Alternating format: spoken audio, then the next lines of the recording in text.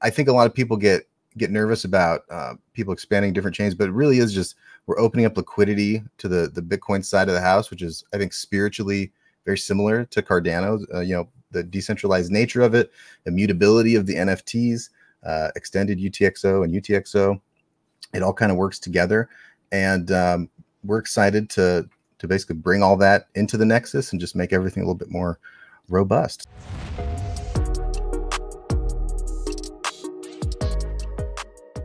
What's up, Beta Nation? Welcome to Dapp Central, your home for everything blockchain and crypto.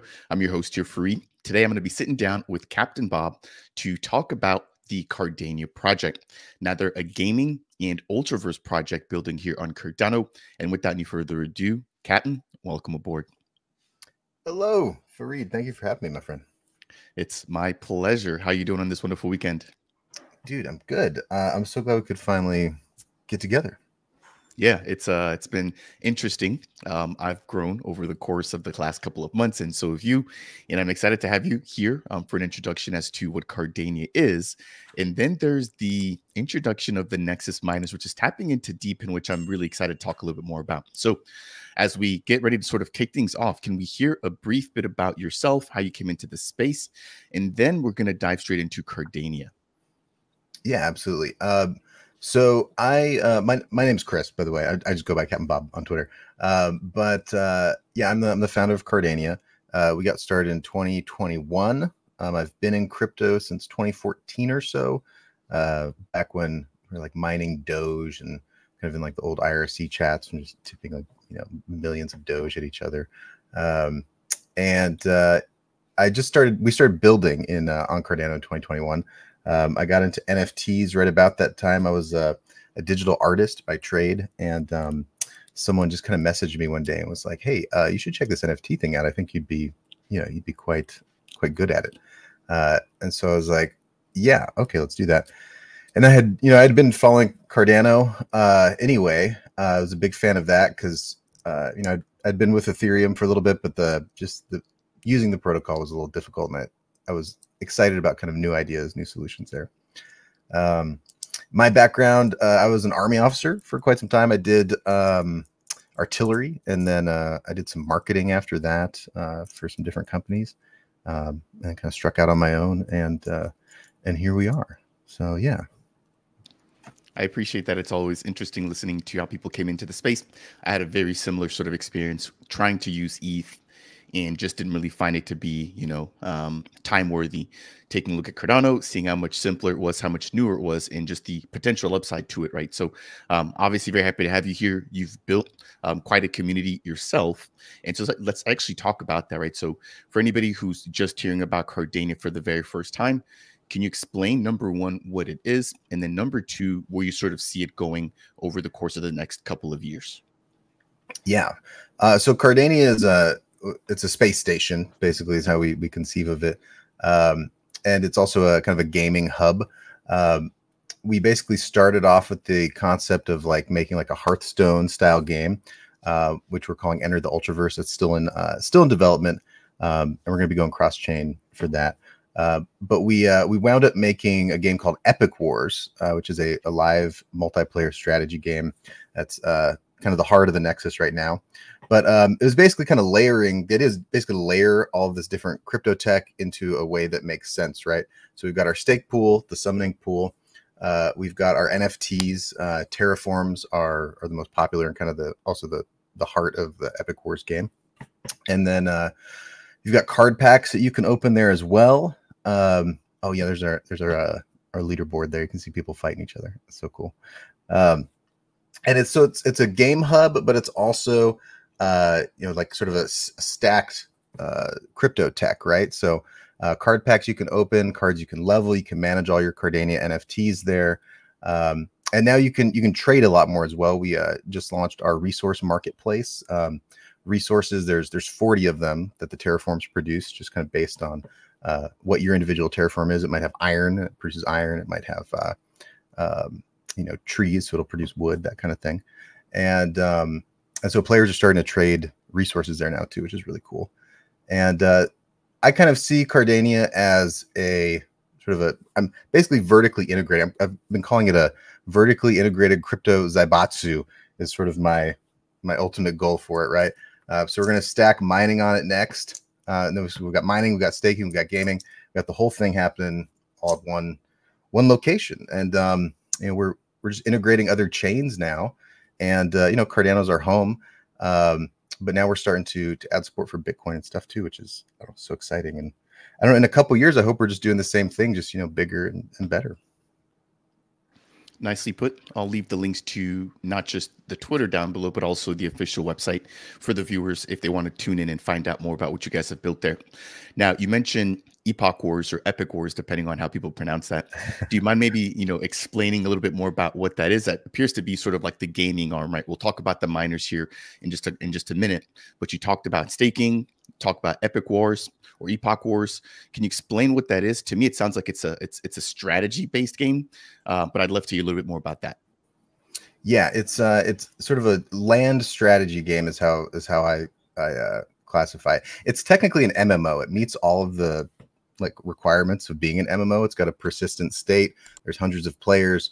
So I suspect it may be one of the biggest like decentralized strategy games that's out there, but you know, we're still relatively like unknown, right? But we've got hundreds of players every single epoch, which is really cool. And basically the map shifts every epoch. So the terraform positions randomize whenever the epoch changes over. So every epoch you get kind of a fresh experience. You got new neighbors that you can attack. And you get to select if you're one of 7 factions. And then you get to score victory points through your attacks. You also get to score defensive victory points if you win in defense. You can assign cards as your troops. You can also assign citizens to help you harvest. Starships also give you some range and some other stats. And then players are also able to equip themselves with like a full, like an RPG inventory. And all of that, the inventory is all mintable through the Nexus. And you can even mint a bunch of that stuff with our native RAD token, which is super cool. And yeah, I think that's kind of the gist of it. I appreciate that. As a quick follow-up, you know, are people able to wager? What do they stand to win? What do they stand to lose in the Epoch Wars platform? Sure. So there's no wagering. I wanted to stay away from any sort of betting type stuff, just because that puts us into a different sort of regulatory category. It's PvP. However, when you win, so if you win a battle, you earn RAD and then resources based on what that terraform has. And but that RAD and that resources comes from Cardania. It doesn't come from the other players. So we try to keep it all win, no lose for the players. Though there are citadels you can build on your terraforms, and those can get destroyed, or like modules of them can get destroyed. So there's that aspect to it. If you choose to build your citadels, you don't have to. But yeah, there you go. Got it. I appreciate that. I always tend to find that games can be a little bit more competitive, but they're definitely interesting to watch, right, when there's a wager going on. So it's not to say that I would be wagering my assets, but I would be a lot more interested in watching, you know, when there's high stakes at hand. So there may be some side bets, but I don't endorse them. That's all. Of course. That's with any industry, right? I think of myself personally. I was a huge RuneScape fan, and I remember going into the wild, right, where you could do PvP battles, and if you killed somebody out there, their loot was all yours, and vice versa. If you got killed out there, you had to start from scratch, you know. So again, I think it brought like an element of danger that was intriguing, right? But you didn't want to always be in the wild. You wanted to also stay in just like the regular land. We could sort of build and not have to worry about losing anything. But from time to time, if you're feeling a little bit edgy or a little bit risky, you could go into the wild. So really, really interesting concept there. Okay, back over to Cardania. You just mentioned the RAD token.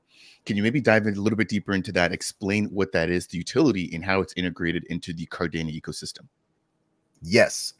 So we've done a lot of work with integrating the RAD token and making it part of like this fully circular economy. When we mint the supply that you'll see on RAD is way higher than it actually is. Because when I initially minted it, we just didn't know what we were doing. I was like, 90 billion sounds like a good idea. So we minted 90 billion of them, but I wanted to restrict the flow like quite a bit. So, you know, we wound up keeping probably like 90% of the tokens, but we've wound up burning at this point, I think more than 80% or so. There's only about 15 billion, I think, in full circulation and then half of that is owned by the players at this point, and then we have the other half. And so what's really cool about, I think, what we've built here is that there's just a ton of utility for RAD. So you can mint a lot of equipment for RAD, first of all. You can also level up your cards using RAD in the Nexus. And then as your cards level up, they gain sort of hit points and stuff like that. And occasionally we have little events and stuff for RAD as well. I'm probably forgetting a couple things, but those are sort of the major sinks for RAD. We call them kind of sinks and faucets, right? The faucets are how the players are getting it, and then the sinks are how we're getting it back. So we're just about to cross over 1 billion RAD returned to the Nexus from players. Like today, I think we're at like 980 billion or 980 million, I think, as of today. Nice. Yeah, I could imagine that being a huge milestone, right? Really showing a lot of people, number one, obviously earning RAD, but then bringing it back into the ecosystem, as you mentioned, whether they're minting new NFTs or new gear, or they're upgrading whatever they already have. Now, you mentioned, and I appreciate your honesty about the tokenomics, right? Early on, I would say don't kick yourself. We've seen other teams sort of, get a better understanding of tokenomics as they mature. And even myself, coming into the space brand new, it was really hard to judge tokenomics because I was just fresh into the space, but I hadn't seen a huge amount of tokenomics. And so one example being MintSwap, I think they had a really huge amount of tokens, and their emission schedule was set to where like the tokens would not be fully released until, 25 or 30 years out. And they basically had a vote with their community, and I think they ended up burning about 80% as well, right? So it's definitely not, it's definitely not something that hasn't been seen before. Yeah, and so I mean, as a founder, sometimes you get very high-minded about this stuff, and you're like, oh yes, I want this to last for 30 years, and this is the schedule, and this is what it will be. But it's like that's not the reality of the market, and also you don't need to do that. So we just learn lessons as we go, and hopefully. So far, fortunately, our scripts have been all fixable, so that's nice. Nice. I appreciate that. And of course, tokenomics do also differ between gaming projects, DeFi projects, DEXs, DePin projects, whatever the case is, right? So that's also something to keep in mind there as well. Okay, let's keep the conversation moving. So earlier, you touched on something that really kind of piqued my interest in our initial chat, which was done offline, which was the Nexus Miners. Now, before we jump into the Nexus Miners, I do want to ask you, are there maybe any sort of closing thoughts that you want to give to us about the Cardania ecosystem, the gaming side of things, or Epoch Wars before we move over? One thing I should note is so we are actively expanding into Bitcoin, both ordinals and runes. And one thing for our RAD holders is we're going to be doing a one-time swap for we have a rune that's called Galactic Goods. It was one of the first 2,000 runes minted on the runes protocol on Bitcoin. There's only 21 million of those, and we're going to offer a one-time swap. It's totally optional. You don't have to do it if you don't want to, but you'll be able to basically swap into Galactic Goods, and we're giving a very large allocation for that to our RAD holders. And we'll have some more details on that soon. We're basically building out the wallet integration, the swap feature over probably the next like 30 days or so, something like that. Awesome. I think that is the perfect segue into the next piece, which are the Nexus Miners, which also touch on the Bitcoin ecosystem. So I'll let you sort of introduce the topic, but for anybody who hasn't heard of the Nexus Miners, what are they? What is the utility? And again, where do you sort of see this in the next couple of years? Yeah. So as I mentioned earlier, I've been mining for quite some time. I have quite a bit of experience with it, and I've been kind of scaling up with that just personally, just because I kind of like it. It's like almost like a nerdy habit. But we're now in a place where we can kind of scale that into like its own building. And so I was like, man, we can really tie all of this together with the Nexus, and kind of bridging on what we saw from Goofy Gophers, from House of Titans. I know there's a few other mining projects. I'm sorry if I forget them. But some of those NFT mining projects, when I saw that come out, I was like, ooh, this is interesting. It's kind of fascinating stuff. So we're doing effectively a similar thing, but I think we may wind up a bit more competitive. And let me back up a second here. So the Nexus Miners are basically these big space lasers that act as reward passes for our mining facility, our mining project. And that's going to be integrated directly into the Nexus harvesting module, which is already there. So these are now on sale, and there's 3 different types. There's the standard, the deluxe, and the ultra. And you can think of this as basically a 1x, a 5x, and a 10x in terms of rewards. You can pick them up at nexus.cardania.com/miners. And this is going to be our first cross-chain mint as well. So we've got on the ADA side, we've got those for sale already, and then we will be deploying basically the same thing on the Ordinals side in the next couple days. We were hoping to have them up last week, but they're just not quite ready yet. So you can either wait for the Bitcoin side, the Ordinal side, or you can get the ones on Cardano. Doesn't matter, totally same utility, but those are available right now. And then the price does start to creep up because we want to get the orders for these miners in before the end of May. My big sort of time crunch is that I do think there's going to be a big sort of Bitcoin, God candle at some point. And when that happens, the price of miners goes kind of through the roof. So that's the current plan. Thank you for that, and I'm waiting on that candle, as many of us in the ecosystem are. I hope it's not too soon. Yeah. Yeah. Well, you gotta load up now. You gotta load up now. Okay. Yeah. So back in focusing on the miners here, for somebody who isn't technical, could you maybe highlight, number 1, where the miners will be housed? Number 2, how they'll be operated, and then number 3, which networks you guys are targeting initially and how that could expand or change over time? Yes, for sure.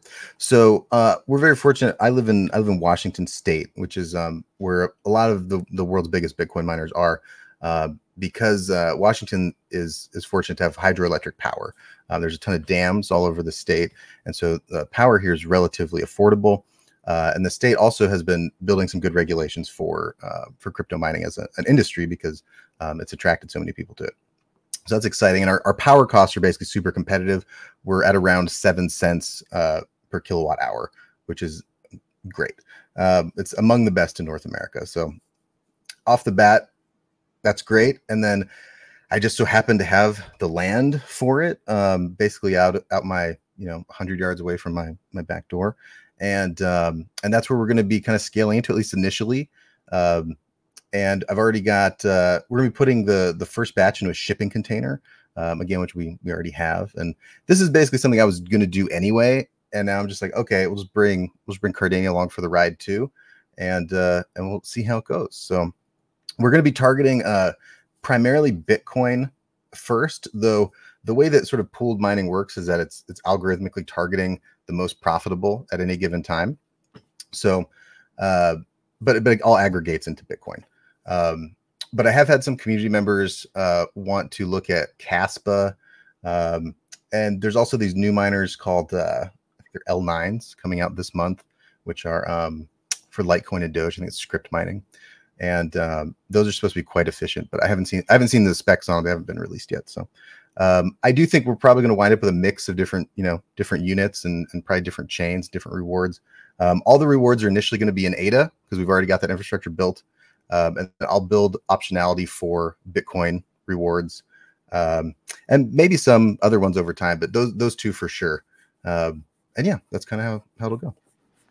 Perfect. I do appreciate that sort of summarization surrounding the operation. Now, you sort of touched on another piece here, which I think is very important to keep in mind, which are the rewards and the distribution, right? So taking a look here, it seems like 10% of the rewards when it comes to the mining operation will be going back towards the team, with the remaining 90% going towards the Nexus miner. So anybody who holds RAD is not included. It's only if you hold one of the miner NFTs, which we just highlighted there. There's 3 separate categories. But do you mind, breaking down how the distributions or how the actual rewards will be going out, given the fact that it could potentially be on multiple chains? Will the rewards be going out in ADA? Will there be some sort of conversion, or will it just be going out straight in BTC?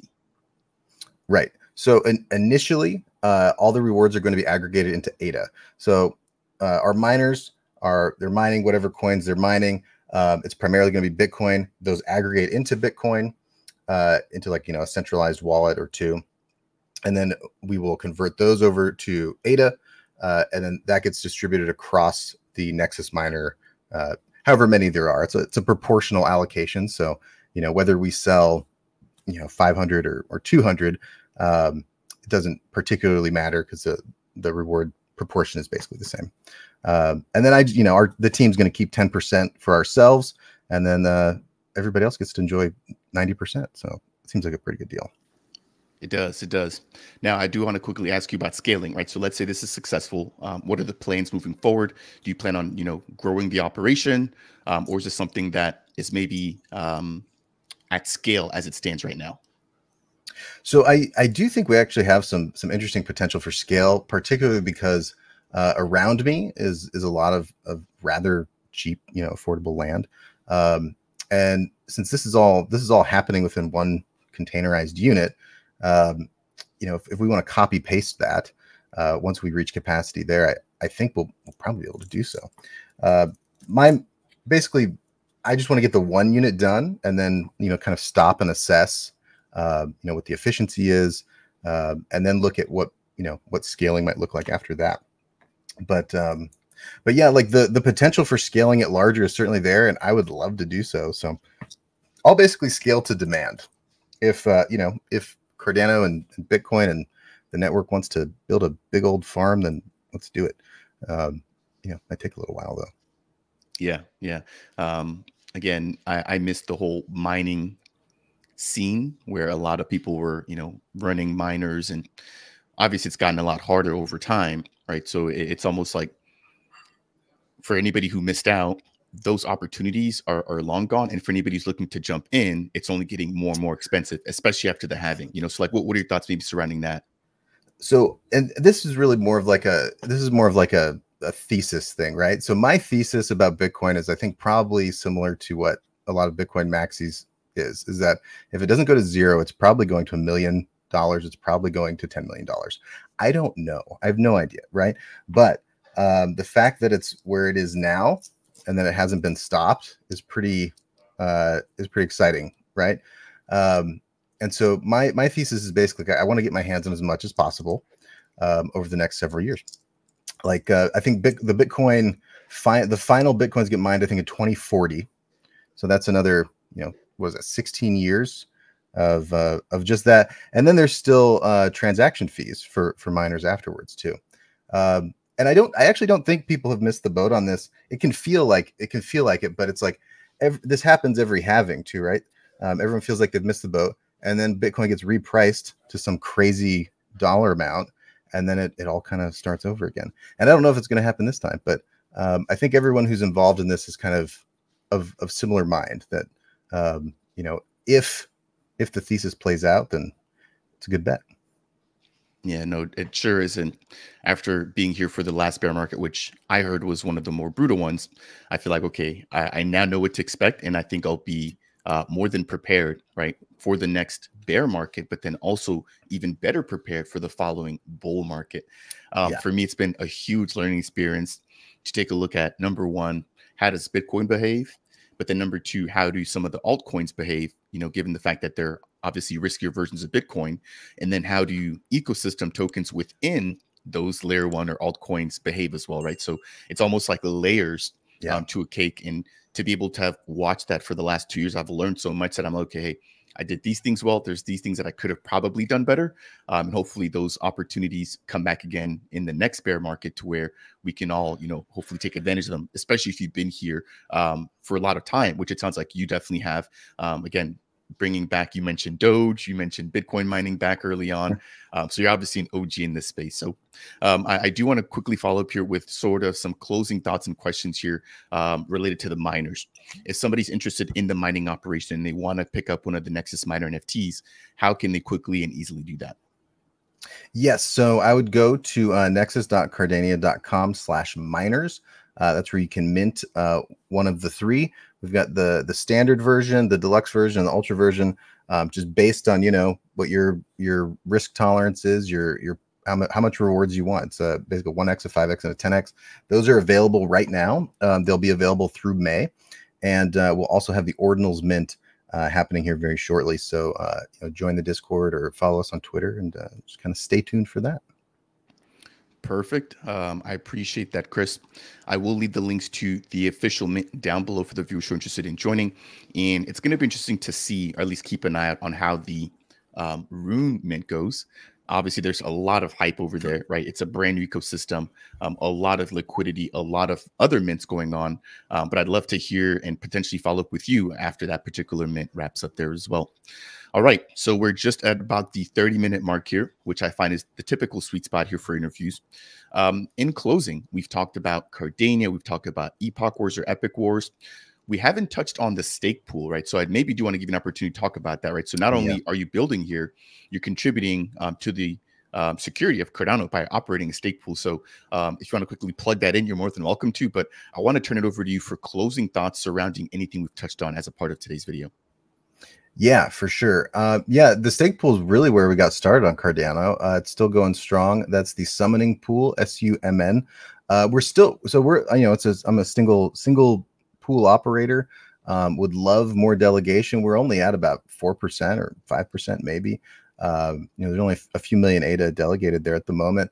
But I think we're super competitive, especially with, you get RAD rewards in addition to your ADA rewards. And that's all done through the Nexus. And I think it's elegantly handled. So, you know, if you're in search of a stake pool, do come on and hang out with us. I would love to have you. Oh yeah, there we go. Hang on. I forgot I've got my, there you go. With the sign right there. Stake with summon. Yeah, you've got a very professional and very nice setup here for content creation. but no, just thank you so much for having us. And you know, I'm always welcoming new faces in Cardania. We're really excited about the cross-chain expansion, bringing people in.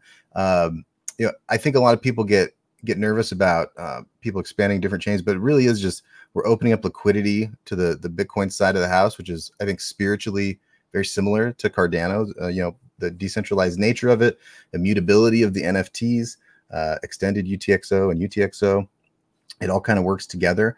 And we're excited to basically bring all that into the Nexus and just make everything a little bit more robust. So stay tuned and join us if you'd like.